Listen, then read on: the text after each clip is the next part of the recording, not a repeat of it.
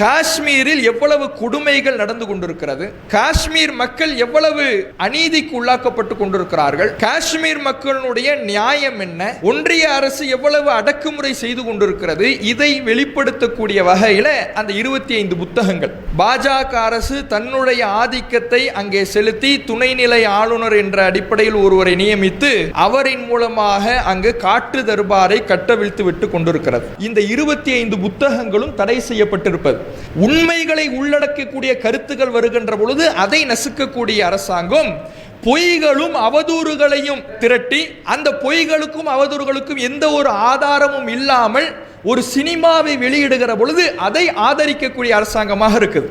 கண்ணியம் நிறைந்த எல்லாம் வல்ல அல்லாஹ்வின் நல்லடியார்களே, நாம் வாழ்ந்து கொண்டிருக்கக்கூடிய இந்த இந்திய தேசம் தன்னுடைய ஜனநாயக தன்மையை இழந்து பாசிச சக்திகளுடைய கையில் அகப்பட்டு சிக்கி சின்னா பின்னமாகி கொண்டிருக்கிறது என்பதை நாம் ஒவ்வொரு நாளும் அறிந்து வருகிறோம். அந்த வரிசையில் நேற்றைய தினம் காஷ்மீரினுடைய லிeutenant கவர்னராக இருக்கின்ற துணைநிலை ஆளுநராக இருக்கிற பிஜேபியின் மனோஜ் சின்ஹா என்பவர் ஒரு 25 புத்தகங்களை தடை செய்திருக்கிறார். காஷ்மீரிலே மக்களால் தேர்ந்தெடுக்கப்பட்ட உமர் அப்துல்லாவுடைய அரசு இருந்தாலும் அந்த உமர் அப்துல்லாவை வீட்டு காவலில் வைத்து அவர்களை செயல்பட விடாமல் பாஜக அரசு தன்னுடைய ஆதிக்கத்தை அங்கே செலுத்தி துணைநிலை ஆளுநர் என்ற அடிப்படையில் ஒருவரை நியமித்து அவரின் மூலமாக அங்கு காட்டு தர்பாரை கட்டவிழ்த்து விட்டு கொண்டிருக்கிறது. அவர் நேற்றைய தினம் அந்த 25 புத்தகங்களை தடை செய்திருக்கிறார். அந்த 25 புத்தகங்களுடைய சாரம்சம் என்னன்னா, காஷ்மீரில் எவ்வளவு கொடுமைகள் நடந்து கொண்டிருக்கிறது, காஷ்மீர் மக்கள் எவ்வளவு அநீதிக்கு உள்ளாக்கப்பட்டு கொண்டிருக்கிறார்கள், காஷ்மீர் மக்களுடைய நியாயம் என்ன, ஒன்றிய அரசு எவ்வளவு அடக்குமுறை செய்து கொண்டிருக்கிறது, இதை வெளிப்படுத்தக்கூடிய வகையில் அந்த 25 புத்தகங்கள். ஜனநாயகத்தின் குரலாக இருக்கின்ற பல வரலாற்று ஆசிரியர்கள், பிரபலமான எழுத்தாளர்கள், ஏஜி நூரானி, அதே போல அருந்ததி ராய், இது போன்றவர்கள் எழுதிய புத்தகங்கள். ஏஜி நூரானி அவர்கள் எழுதிய காஷ்மீர் டிஸ்பியூட், காஷ்மீரினுடைய பிரச்சனை, 1947 காஷ்மீரினுடைய பிரச்சனை என்ன, அதை விளக்குகிற வகையில் உள்ள நூல். அருந்ததி ராய் அவர்கள் எழுதிய ஆசாதி விடுதலை முழக்கம், அந்த நூல். அதே போல சட்ட பிரிவு 370 நீக்கியதற்கு பிறகு காஷ்மீரினுடைய சொல்லப்படாத கதை என்ன, இதை விளக்குகிற நூல். இப்படியாக ஒரு 25 நூல்களை இந்த துணைநிலை ஆளுநர் தடை செய்திருக்கிறார். இது ஜனநாயகத்தினுடைய குரல் வலையை நசுக்கக்கூடிய ஒரு செயலாக இருக்கிறது. ஒரு கருத்திலே பொய் இருக்குமானால், அவதூறு இருக்குமானால் அதை ஒரு அரசாங்கம் குழப்பங்கள் ஏற்படுகிற பொழுது தடை செய்யலாம். ஆனால் ஆதாரத்தின் அடிப்படையிலே, உண்மைகளின் அடிப்படையிலே, தரவுகளின் அடிப்படையிலே ஒரு புத்தகம் எழுதப்படும் என்றால், ஒரு கட்டுரை வெளியிடப்படும் என்றால், ஒரு கருத்து சொல்லப்படும் என்றால், அது தவறு எனும் பட்சத்திலே அதை கருத்தால் எதிர்கொள்ள வேண்டுமே தவிர தங்களுடைய காட்டு தர்பார் சட்டத்தினால் ஜனநாயகத்தின் குரல் வலையை நசுக்குகின்ற வகையிலே ஒரு அரசு செயல்படக்கூடாது. அப்படி செயல்பட்டால் அதுதான் பாசிசத்தினுடைய அடையாளமாக இருக்கிறது.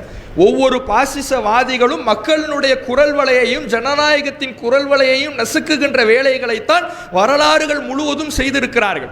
ஊடகத்துறையினுடைய குரல் வலையை நசுக்குவதுதான் பாசிசவாதிகளுடைய செயலாக இருந்திருக்கிறது. இதே ஒன்றிய அரசாங்கம், பாஜக அரசு பொறுப்பேற்ற காலத்திலிருந்து பல ஊடகவியாளர்களுடைய கருத்து சுதந்திரம் பறிக்கப்பட்டிருக்கிறது, அவர்கள் நசுக்கப்பட்டிருக்கிறார்கள். உத்தரப்பிரதேச மாநிலத்தில் ஹத்ராஸ் என்ற பகுதியில் ஒரு தாழ்த்தப்பட்ட பெண் கற்பழிக்கப்பட்டு எரித்து கொல்லப்படுகிறார். அதனுடைய செய்தியை சேகரிப்பதற்காக சித்தி கப்பன் என்பவர் அங்கு செல்கின்ற பொழுது அவரை தடுத்து நிறுத்தி அவர் மேல் ஊப்பா வழக்கை போட்டு ஊடகவியாளர்களின் மீது நசுக்குகிறது. அதே போல பாஜக அரசு பொறுப்பேற்ற காலத்திலிருந்து 2014 முதல் 2020 வரை மட்டுமே கிட்டத்தட்ட 135 பத்திரிகையாளர்களின் மீது பொய் வழக்கு போடப்பட்டு அவர்கள் நசுக்கப்பட்டிருக்கிறார்கள். 35க்கும் அதிகமான ஊடகவியாளர்கள் கொலை செய்யப்பட்டிருக்கிறார்கள் என்று புள்ளி விவரம் சொல்லுகிறது. இப்படி ஒரு உண்மையை வெளிப்படுத்த நினைக்கின்ற பொழுது, ஒரு கருத்தை சொல்ல நினைக்கின்ற பொழுது, அந்த கருத்தை தங்களிடத்தில் இருக்கக்கூடிய சட்டத்தின் துணை கொண்டு பாசிச அரசாங்கம் தொடர்ந்து நசுக்கிக் கொண்டிருக்கிறது. அதனுடைய ஒரு பகுதியாகத்தான் இந்த 25 புத்தகங்களும் தடை செய்யப்பட்டிருப்பது. இப்படி ஒரு புறம் செயல்படக்கூடிய இந்த ஒன்றிய அரசாங்கம் இன்னொரு புறத்தில் எப்படி செயல்படுதுன்னா, உண்மைகளை உள்ளடக்கக்கூடிய கருத்துக்கள் வருகின்ற பொழுது அதை நசுக்கக்கூடிய அரசாங்கம் பொய்களும் அவதூறுகளையும் திரட்டி அந்த பொய்களுக்கும் அவதூறுகளுக்கும் எந்த ஒரு ஆதாரமும் இல்லாமல் ஒரு சினிமாவை வெளியிடுகிற பொழுது அதை ஆதரிக்கக்கூடிய அரசாங்கமாக இருக்குது. காஷ்மீர் ஃபைல்ஸ்னு ஒரு சினிமா படத்தை எடுத்தாங்க. அந்த படத்தை பார்த்துவிட்டு பிரதமர் இது ஒரு நல்ல படம் என்று நாட்டு மக்களுக்கு அறிவுறுத்துகிறார். பல பிஜேபி ஆளக்கூடிய மாநிலங்கள்ல விடுமுறை கொடுத்து அந்த படத்தை பார்க்க சொல்றாங்க. அந்த படத்திற்கு வரி விலக்கு அளிக்கிறாங்க. இப்படி அந்த காஷ்மீர் ஃபைல்ஸ் முழுக்கவுமே முஸ்லிம்களின் மீது வெறுப்பை உமிழக்கூடிய வகையிலே அவதூறுகளையும் பொய்களாலும் கட்டமைத்த உண்மைக்கு புறம்பான திரைப்படமாக இருக்குது. அதற்கு ஒரு நாட்டினுடைய பிரதமர் வக்காலத்தாக வந்து நிற்கிறார். அதே போல கேரளா ஸ்டோரி என்கின்ற ஒரு சினிமா படத்தை எடுத்தாங்க. கேரளாவில் இருக்கக்கூடிய முஸ்லிம்கள்லாம் அவர்கள் லவ் ஜிஹாதில் ஈடுபடுறாங்க, மாற்று மதத்து பெண்களை எல்லாம் காதலித்து திருமணம் செய்து அவர்களை கொலை செய்கிறார்கள் என்ற ஒரு கருத்தில் பொய்களை உள்ளடக்கி அவதூறாக எந்த ஒரு ஆதாரமும் இல்லாத ஒரு திரைப்படத்தை எடுத்தாங்க. அதற்கு ஒரு சில தினங்களுக்கு முன்னால் தேசிய விருதை ஒன்றிய அரசாங்கம் வழங்கியிருக்கிறது. அப்போ பொய்களையும் அவதூறுகளையும் வானளாவிய அளவிலே புகழ்ந்து அதை ஒரு அரசாங்கம் முன்னின்று விளம்பரப்படுத்தக்கூடிய செயலை செய்கிறது.